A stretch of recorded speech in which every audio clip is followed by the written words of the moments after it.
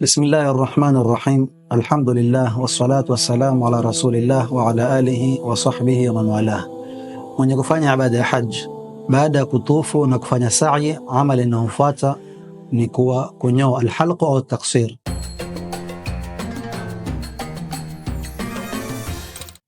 Na tumesema kuwa alhalq ni khaswa kwa mwanamume, at-taksir mwanamume na mwanamke wote ili waweza kufanya, na ni lazima, ni katika arkanul hajj mtu kupunguza nywele zake. Kunyoa ni bora kwa mwanamume, mwanamke si bora kwake.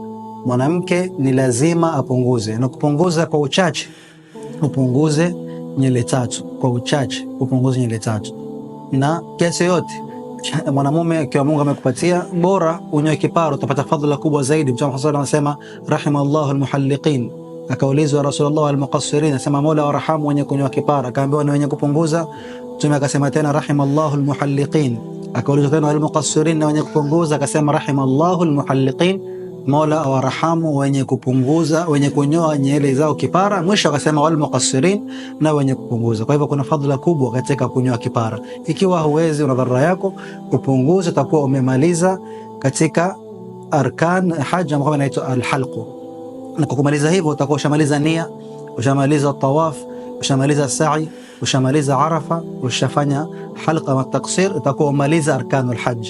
Hapa baada hapo utaweza kwenda kuoga, pake manukato, uvae nguo zako kawaida. Hata kama una mke wako waweza kulala naye, itakuwa ushamaliza asbabu tahallul.